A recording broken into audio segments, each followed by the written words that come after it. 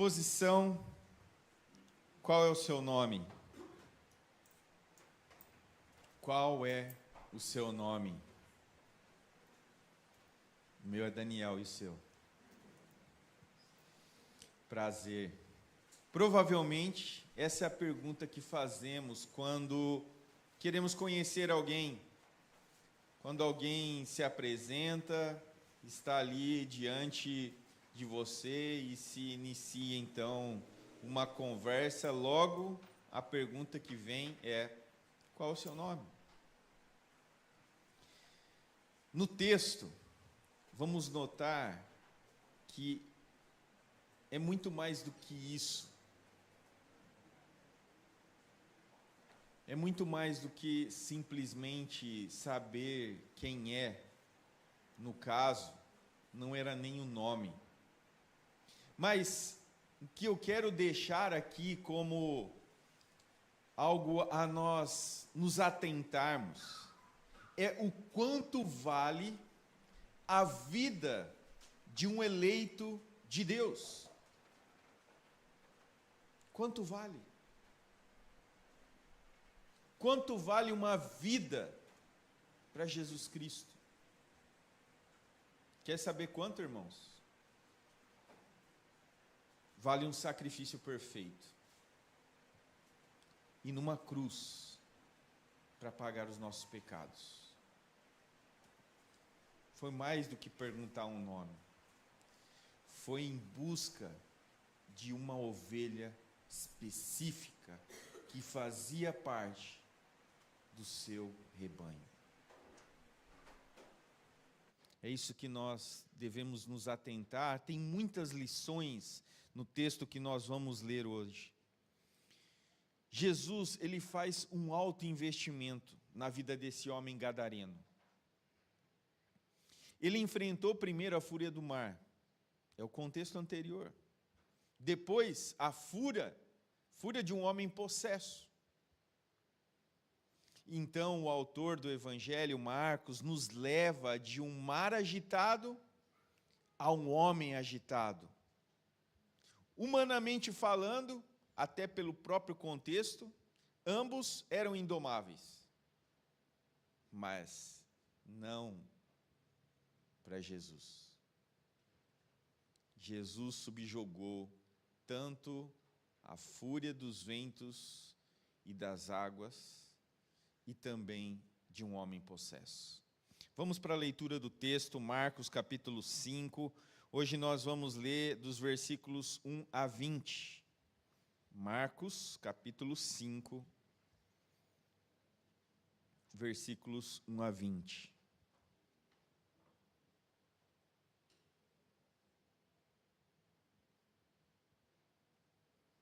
Todos acharam? Diz assim a palavra de Deus: Entre mentes chegaram a outra margem do mar, a terra dos Gerazenos. Ao desembarcar, logo veio dos sepulcros ao seu encontro um homem possesso de espírito imundo, o qual vivia nos sepulcros, e nem mesmo com cadeias alguém podia prendê-lo. Porque, tendo sido muitas vezes preso com grilhões e cadeias, as cadeias foram quebradas por ele, e os grilhões despedaçados. E ninguém podia subjugá-lo. Andava sempre de noite e de dia, chamando por entre os sepulcros e pelos montes, ferindo-se com pedras. Quando de longe viu Jesus, correu e o adorou, exclamando com alta voz: Que tenho eu contigo, Jesus, Filho do Deus Altíssimo? Conjure-te por Deus que não me atormentes. Porque Jesus lhe dissera: Espírito imundo, saia desse homem. E perguntou: Qual é o teu nome? Respondeu ele: Legião é o meu nome, porque somos muitos. E rogou-lhe encarecidamente que não os mandasse para fora do país. Ora, pastava ali pelos montes uma grande manada de porco. E os espíritos imundos rogaram a Jesus, dizendo: Manda-nos para os porcos, para que entremos neles. Jesus o permitiu. Então saiu os espíritos imundos e entraram nos porcos, e a manada, que era cerca de 2.000, precipitou-se despenhadeiro abaixo, para dentro do mar, onde se afogaram. Os porqueiros fugiram e o anunciaram na cidade e pelos campos. Então saiu o povo para ver o que sucedera. Indo ter com Jesus, viram o endemoniado, o que tivera legião, assentado, vestido em perfeito juízo, e temeram. Os que haviam precipitados os fatos contaram-lhes o que acontecera ao endemoniado e acerca dos porcos. E entraram a rogar-lhe que se retirasse da terra deles. Ao entrar Jesus no barco, suplicava-lhe o que fora endemoniado, que o deixasse estar com ele. Jesus, porém, não lhe o permitiu, mas ordenou-lhe: vai para a sua casa, para os teus, anuncia tudo o que o Senhor te fez e como teve compaixão de ti. Então ele foi e começou a proclamar em Decápolis tudo o que o Senhor fizera, e todos se admiravam. Amém? Baixe sua cabeça, vamos orar mais uma vez. Bondoso Deus, Deus de misericórdia e de toda consolação, Senhor, nos ensina por meio da Tua palavra, que nós possamos aprender, e mais do que aprender, aplicar diretamente às nossas vidas. Que nós possamos sair daqui convencidos pelo Teu Espírito da necessidade e da responsabilidade que temos por tamanha obra operada em nós. Que nós sejamos agentes de justiça, que nós possamos ser homens e mulheres que vivem aquilo que professam com seus lábios. Pai, nos ajuda nesse mundo perdido a refletir a luz daquele que nos salvou, Cristo Jesus. E é no nome dele que eu oro e agradeço. Amém. Mensagem central: o Senhor trata os seus eleitos com graça e compaixão. É claro para mim no texto isso. É extremamente claro. Ver tudo o que o contexto anterior e o que levou o nosso Senhor Jesus até aquela cidade. Trazendo um pouquinho do contexto, era noite, depois de uma tempestade. Jesus chega em um local que é fácil você pesquisar, que é um pouco deserto, íngreme, cheio de cavernas. E o local de desembarque é logo à frente de um cemitério. O lugar colocava medo até naqueles mais corajosos. Era um daqueles lugares sombrios, e onde um homem possesso, nu e desacreditado por todos, vem aos berros te receber. Todos já haviam desistido desse homem, mas não Jesus. Ele era um eleito. Ele era alguém que, fora do tempo, o Senhor escolheu. Aquela viagem foi proposital, não foi uma mera viagem sem rumo e sem direção. Jesus aqui demonstra claramente algo que até então era uma incógnita. E posso afirmar com mais clareza, algo que os judeus não acreditavam muito, não tinham uma perspectiva correta a respeito de ir em uma terra gentílica, em um povo gentil. E o Senhor vai. E depois, então, de um dia exaustivo de serviço para o reino de Deus, para o seu próprio reino, e depois de uma tempestade, ele vai em busca daquele eleito, especificamente daquele homem. Mas vamos, então, tirar algumas lições e alguns pontos importantes aqui. O que o texto nos mostra sobre as garras de Satanás? Satanás roubou tudo que era mais precioso daquele homem. Você preza pela sua família, irmão? Sim ou não? Sim. Ele perdeu. Você preza pela sua liberdade? Ele perdeu. A sua saúde física e mental? Está fazendo uma caminhadinha pelo menos? Cuidando do seu físico? Ou só cuida quando o problema vem, aí você vai no médico, estou cuidando. Ele perdeu, ele não tinha isso. Você preza pela sua dignidade? Sim, eu acredito que sim. Ele perdeu. Você preza por uma paz? Ele não tinha. E muito menos decência. Havia dentro desse homem uma legião. Legião naquele tempo era considerado o mesmo que 6.000 homens. Era assim que uma legião romana era contada, 6.000 homens.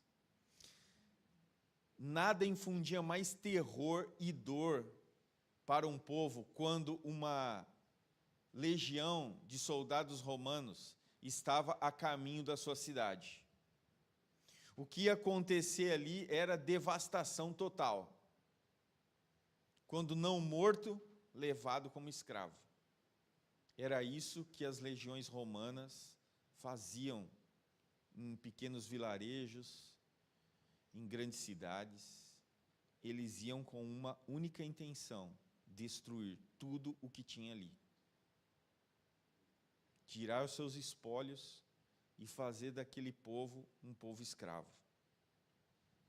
Numa legião havia flecheiros, estrategistas, combatentes, incendiários, aqueles que lutavam com espada.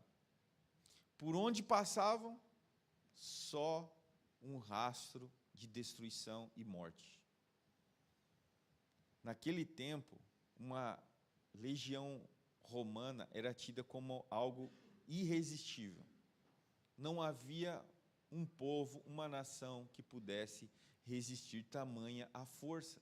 E era parte do exército, não era todo o exército romano, era 6.000 homens. Então, onde chegavam, era caos. E uma legião que chegava trazendo caos, destruição, aqui é comparada. Essa ação aqui, na vida desse homem, é um poder diabólico que o dominava. Que o dominava. E que tudo isso que eu disse e que vocês também gostariam que fosse preservado, ele perdeu. Ele perdeu tudo. Havia um processo de destruição descomunal na vida desse homem. Agora, nós bem sabemos que Satanás não faz nada pelas pessoas, apenas contra elas. Nada é a favor, por mais que pareça, momentaneamente, aqueles que arrogam a si um benefício de Satanás, será cobrado pela sua própria vida e alma. Mas eu quero destacar algumas coisas que o texto deixa aqui para nós. Ele domina as pessoas através da possessão, versículos 2 e versículo 9. O gadareno estava possuído por espíritos imundos. Havia uma legião de demônios dentro deles. A possessão demoníaca não é um mito, irmãos. não é algo que não acontece. Mas também não é um teatro que muitas vezes acontece e acontece em igrejas. Mas é uma triste realidade, pessoas são possuídas. A possessão não é uma doença mental ou uma epilepsia. É uma possessão de um demônio na vida de uma pessoa. E há pessoas por aí sendo possessas todos os dias. É como se Satanás tivesse um cabresto sobre ela. Quais são as características de uma pessoa endemoniada segundo o próprio texto? Primeiro, uma pessoa possessa tem dentro de si uma entidade maligna. Esse homem não estava mais no controle de si mesmo. Suas palavras, suas atitudes eram determinadas por aqueles espíritos imundos. Segundo, uma pessoa possessa manifesta uma força sobre-humana. Versículos 3 e 4. As pessoas tentaram detê-lo, tentaram subjugá-lo, tentaram amarrar suas mãos, seus pés e colocar dentro de um cárcere. Mas ele destruía tudo. Terceiro, uma pessoa possessa tem frequentes acessos de raiva. Normalmente, uma pessoa possessa, pelo seu próprio olhar, você vê algo como sombrio, um ódio carregado, olhos que te fuzilam. Há uma expressão de ira clara, de transtorno emocional, de ódio. Quarto, uma pessoa possessa perde o amor próprio, versículos 3 e 5. Esse homem andava nu e ele se feria com pedras. Em vez de proteção, ele se cortava, se feria. Ele era o próprio inimigo dele mesmo. O ser maligno que estava dentro dele e empurrou às cavernas, ao sepulcro, a andar em covas. Os demônios que o possuíam tirou tudo dele, tudo. Quinto, uma pessoa possessa pode revelar conhecimento sobrenatural e clarividência e adivinhação. É aí que muitos aí acham que é de Deus. Ó, tá falando algo, tá adivinhando o CPF, então é de Deus. Isso aqui é muito mais visto por obras de uma pessoa possessa do que alguém de fato com a razão estabelecida. Olha só o contexto, versículos 6 e 7. Logo que Jesus desembarca em Gadara, o homem possesso correu cheio de medo, prostrou-se aos pés de Jesus para adorá-lo. Ele sabia quem era Jesus. Sabia que Jesus era o Filho do Altíssimo. Ele faz essa declaração.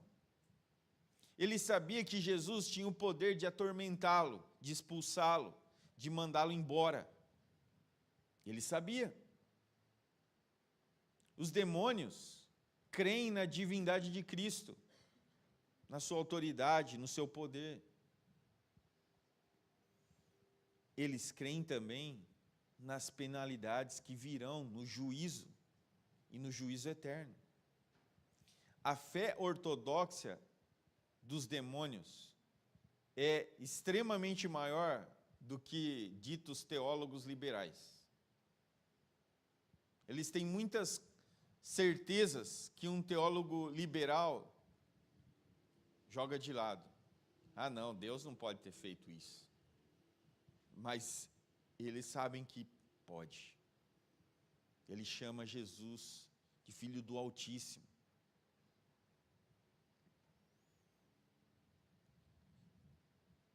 Em segundo lugar, ele arrasta as pessoas para a impureza.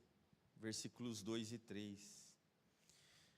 Gadara era uma cidade gentílica, onde as pessoas lidavam com animais imundos, os porcos, que eram imundos para o povo judeu. O espírito que estava sobre aquele homem era um espírito imundo.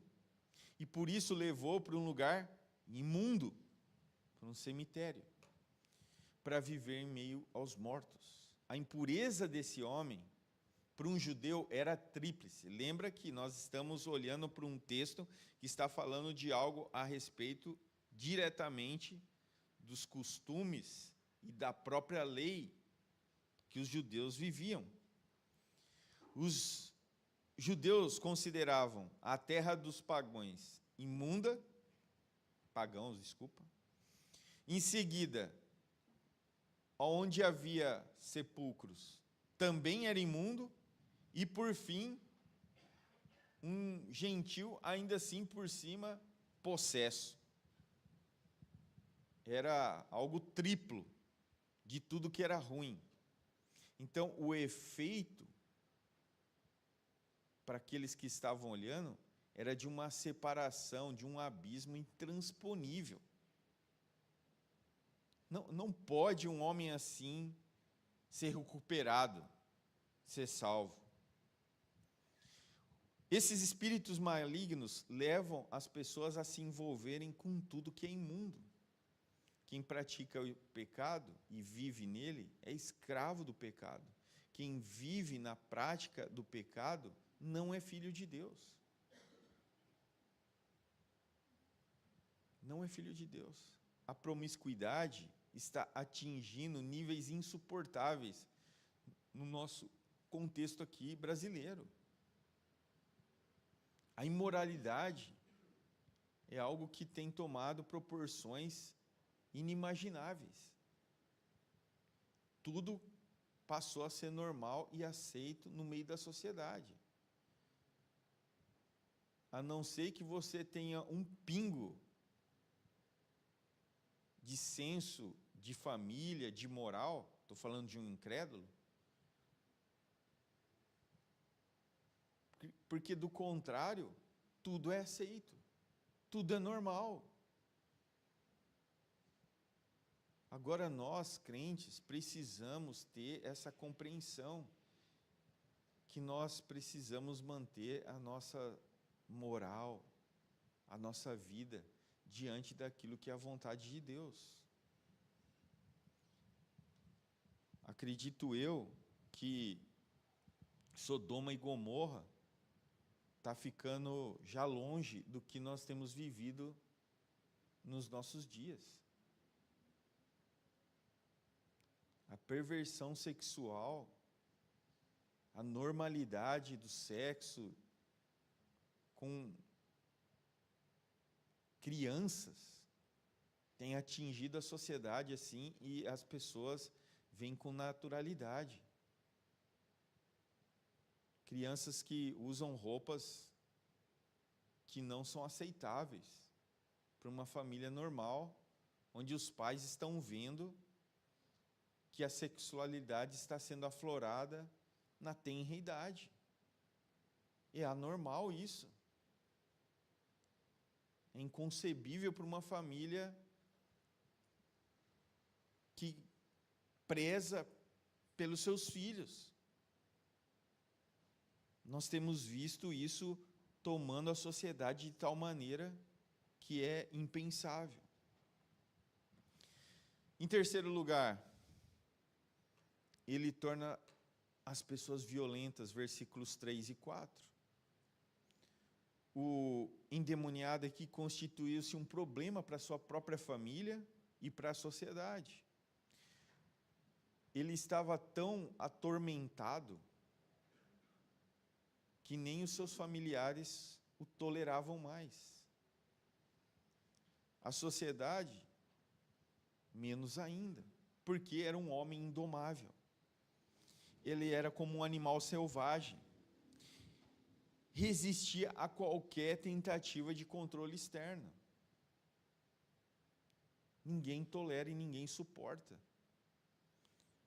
Ele foi morar entre os mortos, aqueles que não poderiam mais fazer nenhum mal a ele, mas também que não podiam protegê-lo das suas loucuras.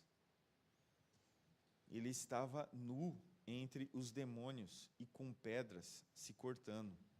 Havia um espírito que atuava nesse filho da desobediência, e o torna essa pessoa violenta, furiosa, indomável.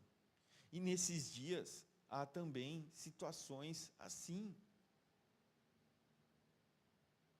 As pessoas matam a outra por uma discussão no trânsito, perseguem, tentam matar, passar por cima, dar ré, confirmar. A gente vê brigas em estádios de futebol, onde aquela pessoa que torce para o outro time, ele não é o meu adversário, ou apenas um torcedor do outro time. Ele é meu inimigo mortal. Se eu encontrar ele nas redondezas do estádio do meu time, eu vou matá-lo se possível. Eu vou fazer de tudo, eu vou arrumar outros e nós vamos partir para agressão. Há não pouco tempo, no Nordeste, foi pego um líder de torcida organizada por uma outra torcida. Deixaram ele nu. Colocaram coisas num cabo de vassoura e introduziram no seu ânus. Irmãos, isso é civilidade? Isso é algo normal?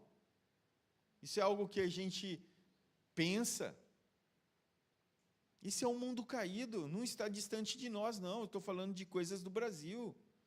Essa semana, um jovem foi morto a facadas ali no bairro do Santa Luísa. Já morei ali, pouco tempo, mas morei. Não se sabe. Não levou o celular, não era um garoto que tinha problemas, 23 anos de idade. As pessoas saíram na rua e viram o cara deitado ali, todo esfaqueado. O celular do lado. As pessoas estão rumo a uma decadência moral sem tamanha. A violência faz parte do caráter de um homem caído. São terroristas. Não é distante da nossa realidade quando nós olhamos para a internet e vemos homens que se amarram em bombas e explodem e matam tantas outras pessoas em nome de um Deus. São pessoas que param um ônibus, colocam gasolina cheio de pessoas dentro e tacam fogo. Vire-se para sair. É um protesto. E essa é a sociedade. Em quarto lugar, ele atormenta pessoas. O gadareno estava perturbado mentalmente.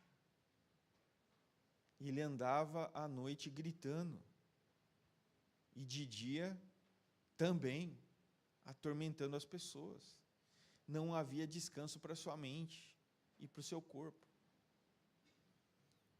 Nas garras de Satanás, é isso.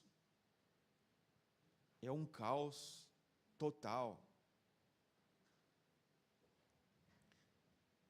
Segundo destaque, a rejeição da sociedade. Já está sobre o domínio de Satanás. O que a sociedade que é perversa o tanto quanto, o exclui, o rejeita. A sociedade afastou esse homem do convívio social. O máximo que uma sociedade pode fazer com alguém que começa a atrapalhar a muitos é arrancá-lo da sua família e da cidade. Desistimos. Esse não tem mais jeito. Considerado uma pessoa irrecuperável. Não tem o que fazer. O máximo é tentar isolá-la. É isso que nós temos a fazer.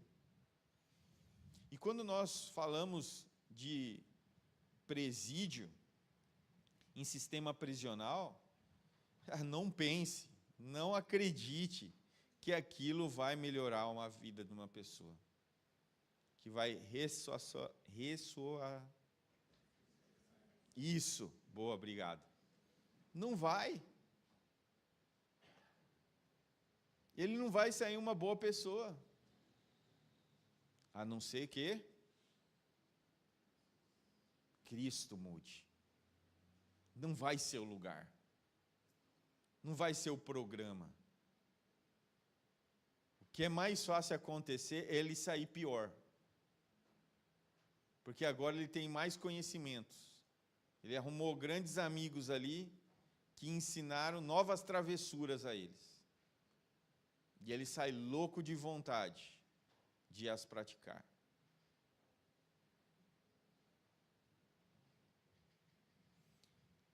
A sociedade o acorrentou. A prisão, que foi o melhor remédio encontrado para deter aquele homem, colocar em cadeias, amarrar suas mãos, os seus pés, para tentar de alguma maneira minimizar o problema, não teve nenhum sucesso com alguém que estava possuído por uma legião, que tinha uma força descomunal. O índice de reincidência no crime no Brasil é mais de 70%. Alguns, no mesmo dia que são soltos, são presos novamente.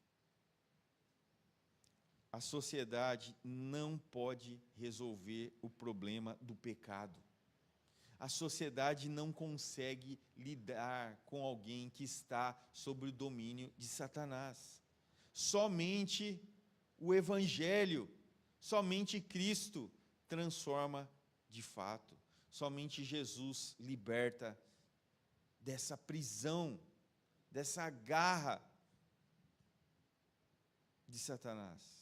Não há esperança para o homem em meio à sociedade, porque ela também é corrompida.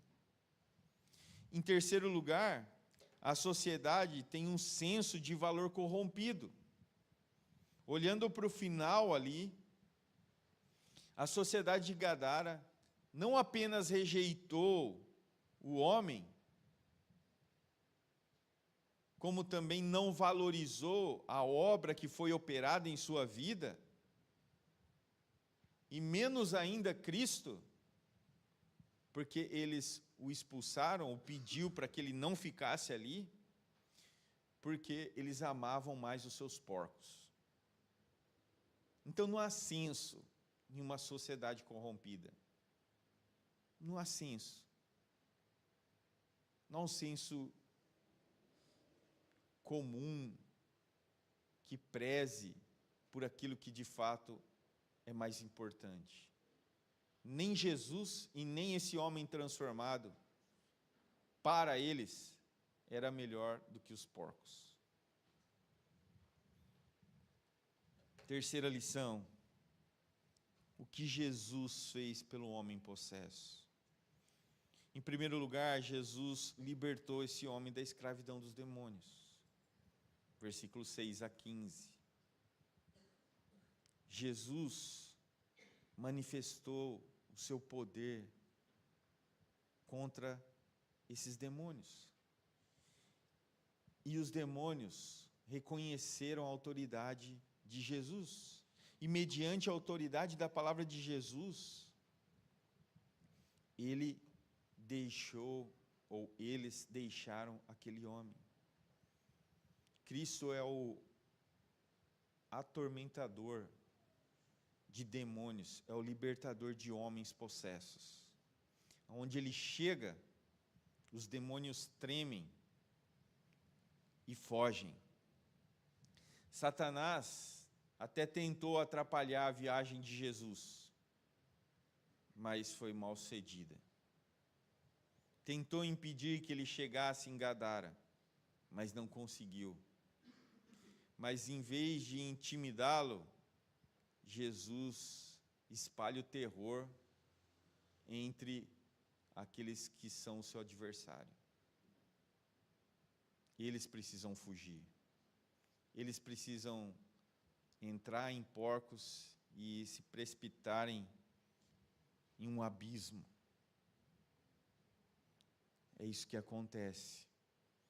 Jesus devolveu a esse homem a dignidade da vida, versículo 15. 3 coisas chamam a atenção aqui. O homem estava sentado aos pés de Jesus. Aquele que vivia perturbado, aquele que vivia correndo dia e noite, gritando, fazendo mal, agora está sereno, tranquilo, sentado aos pés do seu Salvador. Jesus acalmou a tempestade e também libertou aquele homem possesso. Alguns teólogos falam que a tempestade que Jesus enfrentou antes de chegar a Gadara fora provocada por Satanás, visto que a mesma palavra que Jesus empregou para repreender o vento é a mesma que ele usa para com aquele homem, para repreender os espíritos imundos. Aquilo que Satanás tentou impedir, Jesus mostra o seu poder sobre a criação, seja da natureza ou seja humana. Outro destaque, o homem que andava nu agora está vestido. Versículo 15 também. Esse homem tinha perdido o seu pudor, a sua dignidade, andava nu, tinha perdido o respeito pela sua própria imagem e também pelas pessoas que o viam. Estava à margem da lei, da decadência. Agora Jesus transforma esse homem, ele recupera a sua dignidade e assim agora está vestido. Ele começa a tampar a podridão que estava nua, exposta a todos. Ele se apresenta com dignidade. A prova da conversão de um homem não é exatamente a roupa que ele veste, mas a dignidade que é recobrada. Um homem mudado, transformado pelo poder do Evangelho, ele quer fazer aquilo que agrada o seu Senhor. A conversão sempre toca em pontos importantes da nossa vida, em todos eles. O homem também há de se destacar, agora estava em perfeito juízo. Jesus recupera a sanidade mental dele. Onde Jesus chega, ele restaura o corpo, mas também a mente. Esse homem não estava mais violento, ele não oferecia mais perigo aos moradores e nem mesmo à família. Jesus transforma aquele homem que parecia um monstro, um escravo do pecado, agora em um homem livre para adorá-lo. Livre para viver uma vida que agrada ao seu Senhor. Em terceiro lugar, Jesus dá a esse homem uma gloriosa missão. Versículos 18 a 20. Jesus envia ele como um missionário para a sua casa, para as pessoas que foram as primeiras afetadas por tudo aquilo que aconteceu com ele no passado. Agora ele é chamado a ir exatamente a essas pessoas, a sua família, para testemunhar da misericórdia, da graça, da compaixão de Jesus por ele. Aquele que espalhava o medo, o pavor, agora anuncia as boas novas de salvação. Antes era um problema, vergonha, agora é uma bênção. Antes era um mensageiro da morte, agora o embaixador da vida transformada, da vida redimida por Cristo Jesus. Jesus revela a ele um testemunho extremamente importante, que muitas vezes as pessoas, assim que são alcançadas, ainda têm uma confusão do papel delas como povo de Deus. Alguns acabaram de chegar na família da fé, estão começando a sua jornada, mas querem ser pastores, querem ser apóstolos, querem ser mestres, querem dar aula, querem pregar. Calma. Calma, menos. Sirva primeiro. Aquiete seu coração. Aprenda, seja ensinável. Ouça mais.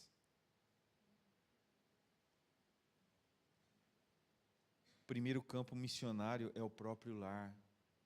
É um testemunho de transformação para a sua própria família. Aquilo que Deus operou em você de maneira clara e evidente, onde você está em um processo contínuo de salvação. O Deus que fez essa transformação, que mudou esse homem, é o Deus que continua mudando corações, transformando vidas. Satanás destrói, a sociedade nada pode fazer, mas Jesus, tão somente Jesus, pode mudar a vida de um homem que para a sociedade não tem jeito. Começou nessa história, começou na minha história e na sua. Nós não somos diferentes desse homem. Talvez nós não saímos gritando em meio ao cemitério, aos sepulcros.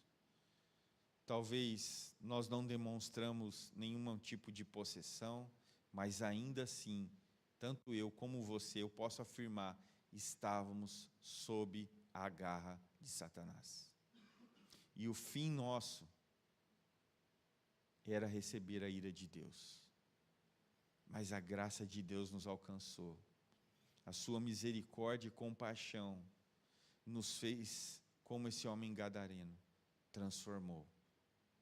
E que nós possamos continuar nesse processo contínuo e reconhecer da onde nós somos tirados. Que nós possamos, de fato, como povo de Deus, viver como um povo de Deus. Servir como um povo de Deus.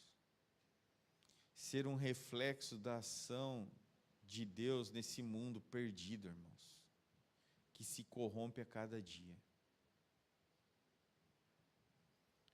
Para concluir a exposição,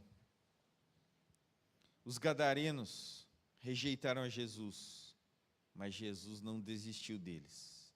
Eles expulsaram Jesus, mas Jesus enviou para o meio deles um missionário.